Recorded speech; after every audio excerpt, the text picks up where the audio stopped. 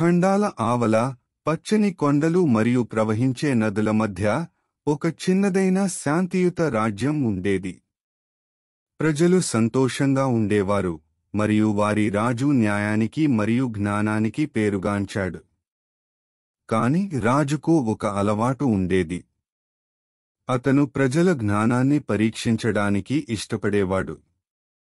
The chamber of secret questions అని పిలువబడే ఒక ప్రత్యేక మందిరంలో అతను పండితులను మరియు మేధావులను లోతైన ప్రశ్నలకు సమాధానం చెప్పడానికి ఆహ్వానించేవాడు.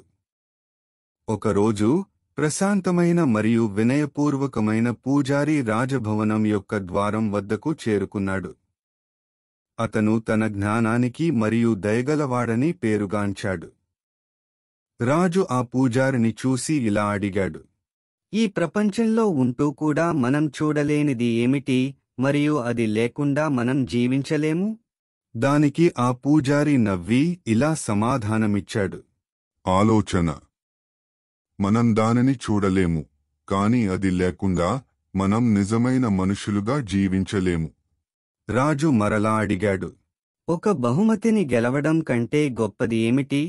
దానికి పూజారి ఇలా సమాధానమిచ్చాడు, బహుమతిని పొందిన తర్వాత ఆ బహుమతిని తెలివిగా ఉపయోగించడం.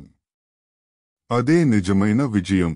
దానికి రాజు సంతోషించి ఆ పూజారికి జ్ఞానరత్న అనే బిరుదును, రాజ బహుమతులు మరియు ఆశీర్వాదాలతో సహా ప్రసాదించాడు. అలా ఆ జ్ఞాని అయిన పూజారి గౌరవంగా రాజభవనం నుండి వెళ్ళిపోయాడు. అతని సమాధానాలు అందరి హృదయాలలో నిలిచిపోయాయి. ఎందుకంటే నిజమైన జ్ఞానం మనం గెలిచే దానిలో లేదు, కాని మనం దానిని ఎలా ఉపయోగిస్తామనే దానిలో ఉంది. Please like, share and subscribe. Thank you.